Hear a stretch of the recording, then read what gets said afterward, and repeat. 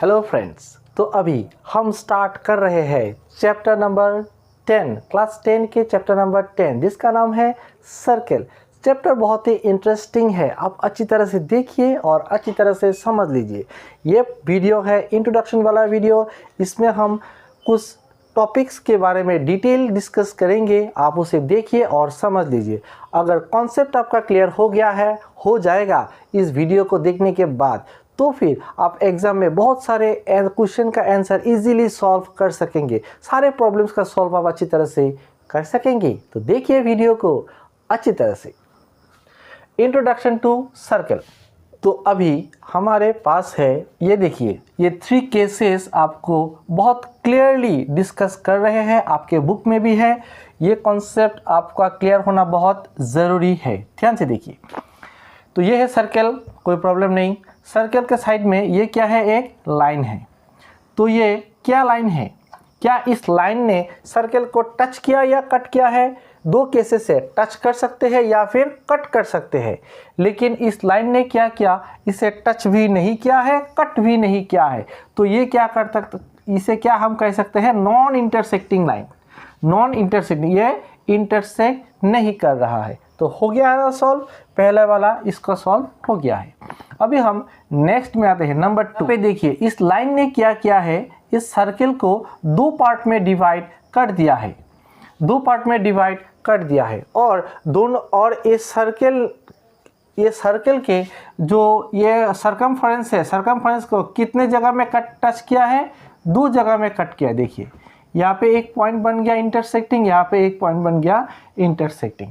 2 जगह में कट करने से इसे क्या बोला जाएगा, सिकेंड। याद रखना, इसे कहते हैं सिकेंड। सिकेंड क्या करते हैं, सर्कल को 2 पार्ट में डिवाइड करते हैं। हालांकि 2 पार्ट इक्वल हो भी सकते हैं, इक्वल नहीं भी हो सकते हैं, उसके बारे में हम डिस्कस नहीं कर रहे हैं। हम कर रहे हैं कि सर्कल को 2 पार्ट में डिवाइड कर दिया है और कितने जगह में कट कर रहा है, 2 जगह में कट कर रहा है। ठीक है, तो ये बन गया हमारा सिकेंड।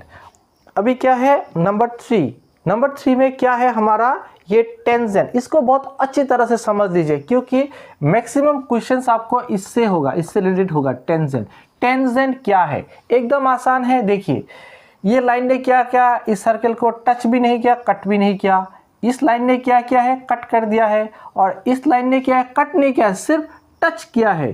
टच करने का मतलब है सिर्फ एक पॉइंट पे, only in 1 point it can touch. तो क्या हो जाएगा, ये बन जाएगा हमारा टेंजेंट। समझ में आ गया है ना। टेंजेंट कितने पॉइंट पे टच करते हैं, एक पॉइंट पे। और किसी एक पार्टिकुलर पॉइंट पे हम अगर सर्कल के सरकमफ्रेंस के किसी भी एक पार्टिकुलर पॉइंट पे हम कितने टेंजेंट बना सकते हैं, हम एक ही टेंजेंट बना सकेंगे। एक पॉइंट के लिए कितना टेंजेंट बनेगा, यहाँ पे एक ही टेंजेंट बनेगा। समझ में आ गया ना। अगर हम दूसरा टेंजेंट बनाएंगे तो दूसरे पॉइंट पे बन जाएगा, ऐसे हम अगर बनाएंगे तो ये दूसरे पॉइंट पे बन जाएगा, लेकिन एक पॉइंट पे सिर्फ एक ही टेंजेंट बन सकेगा। इसका कॉन्सेप्ट आप क्लियर रखिए। समझ में आ गया है, एकदम आसान है, आप अच्छी तरह से समझ लीजिए। और हम चलते हैं आगे। तो अभी देखिए हमारे पास एक केस। देखिए, there is no tangent to a circle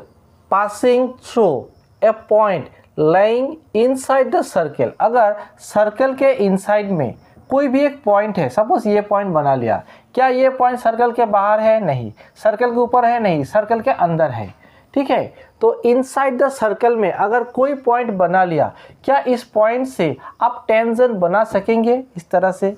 क्या ये टेंजेंट होगा, नहीं, ये सिकेंड हो जाएगा। इस तरह से भी आप बनाएंगे फिर भी आपका टेंजेंट नहीं होगा, इस तरह से भी आप बनाएंगे फिर भी आपका टेंजेंट नहीं होगा। किसी भी तरह से आप टेंजेंट नहीं बना सकेंगे। इसी को दे दिया है केस 1 में कि देयर इज नो टेंजेंट, कोई टेंजेंट नहीं बनेगा to a circle passing through a point. एक पॉइंट से पास होकर अगर कोई point passing through a point lying inside the circle, circle के इनसाइड में अगर कोई पॉइंट होगा तो उस पॉइंट से टेंजेंट बनाना इम्पॉसिबल है। समझ में आ गया है। तो चलते हैं हम केस नंबर 2 पे। अभी ध्यान से देखिए, केस नंबर 2 क्या लिखा है, there is one and only one, एक और एक ही, one and only one tangent, सिर्फ एक ही टेंजेंट हो सकते हैं टू अ सर्कल, एक सर्कल के सिर्फ एक ही टेंजेंट हो सकते हैं पासिंग थ्रू अ पॉइंट, एक पॉइंट में कितने टेंजेंट हो सकते हैं, एक सर्कल एक टेंजेंट। अगर दूसरा वाला पॉइंट हो गया तो क्या होगा, दूसरा टेंजेंट हो जाएगा इस तरह से। लेकिन एक पॉइंट में कितने टेंजेंट होंगे, एक ही टेंजेंट होंगे। अगर इस पॉइंट से हम अलग और एक टेंजेंट बनाने जाएंगे तो ये नहीं होगा। देखिए हम इस तरह से बना देंगे तो क्या ये टेंजेंट बनेगा, नहीं, ये बन गया क्या, सेकेंड बन जाएगा। इसी को डिटेल्स में बताया है, तो समझ में आ गया है आपको। There is one and only one tangent to a circle passing through a point lying on a circle. Circle में क्या हो सकते हैं, एक पॉइंट में, सर्कल के ऊपर में अगर एक लाइन में पॉइंट है तो उस पॉइंट से कितने टेंजेंट हो सकते हैं, सिर्फ एक टेंजेंट हो सकते हैं, एक से ज़्यादा टेंजेंट नहीं हो सकता। तो सॉल्व हो गया है और हम चलते हैं नंबर 3 पे। देखिए क्या है, केस नंबर 3 में क्या है, देयर आर एग्जैक्टली 2 टेंजेंट्स। क्या कितने टेंजेंट होंगे, 2। टू अ सर्कल, एक सर्कल में 2 टेंजेंट होंगे थ्रू ए पॉइंट, एक पॉइंट में laying outside the circle. Circle के आउटसाइड में किसी भी जगह में आप एक पॉइंट बना लीजिए। देखिए हमने यहाँ पे पॉइंट बना लिया, समझ में आ गया है। अभी इस पॉइंट से हम टेंजेंट बनाएंगे सर्कल के, तो इस पॉइंट से कितने टेंजेंट बनेंगे, एग्जैक्टली 2 ही टेंजेंट बन सकेंगे। देखिए कैसे, देखिए यहाँ पे समझने वाली कुछ बात है। ये तो है सेंटर है। समझने वाली कुछ बात है कि अगर ए पॉइंट कहाँ पे है, आउटसाइड द सर्कल, सर्कल के आउटसाइड में है। देयर आर एग्जैक्टली 2 टेंजेंट्स, कितने टेंजेंट बन सकेंगे, 2 टेंजेंट बन सकेंगे टू अ सर्कल, एक सर्कल में थ्रू ए पॉइंट, एक पॉइंट से आउटसाइड द सर्कल, सर्कल के आउटसाइड में, सर्कल के बाहर में कितने अगर एक पॉइंट से हम टेंजेंट बनाएंगे तो कितने बना सकेंगे, 2। क्या आप एक और एक टेंजेंट बना सकेंगे, बिल्कुल नहीं, टेंजेंट नहीं हो सकेगा। तो यहाँ तक तो हो गया हमारा केस 3, लेकिन उसको एक्सटेंड करके कुछ एक्स्ट्रा चीज़ हम सीखेंगे। ध्यान से देखिए वीडियो को।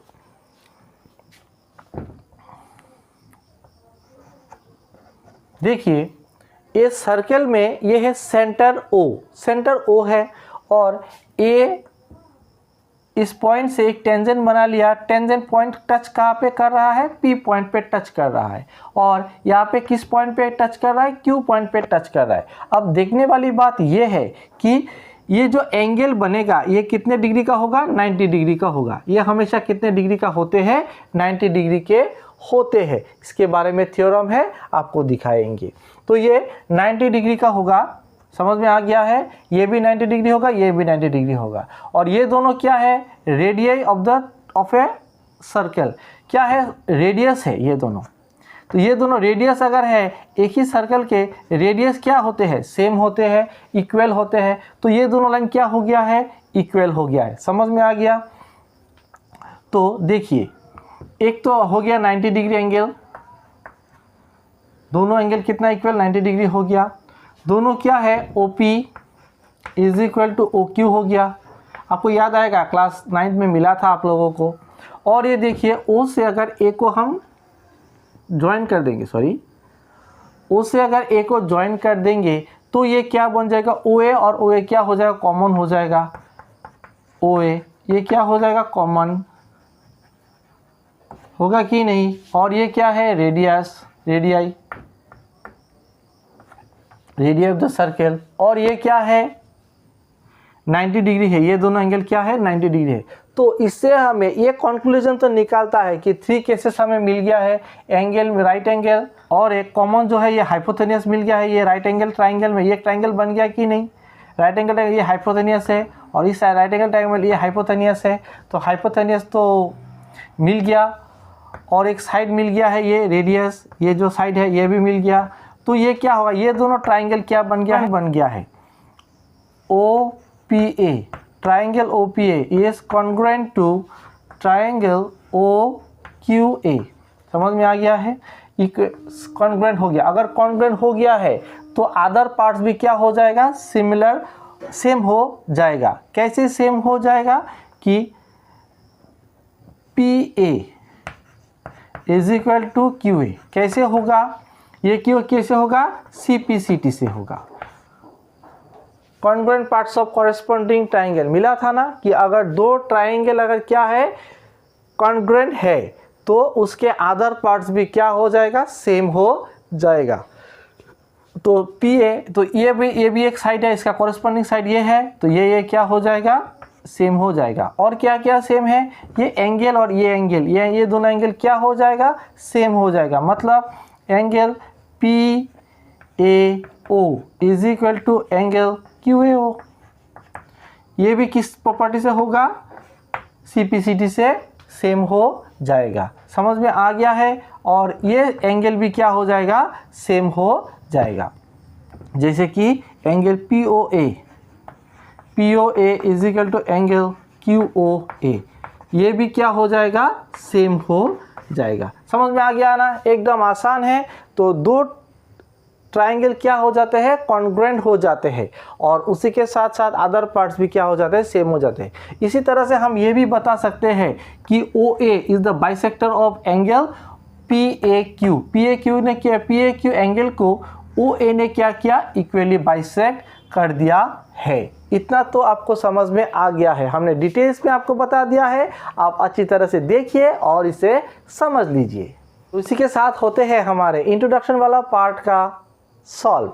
अगर वीडियो अच्छा लगा तो उसे लाइक कर देना, दोस्तों के साथ शेयर कर देना और चैनल को ज़रूर सब्सक्राइब कर देना ताकि हमारे चैनल्स के वीडियोस आप तक पहुंचती रहे। आज के लिए तो इतना ही, मिलते हैं अगले वीडियो पे।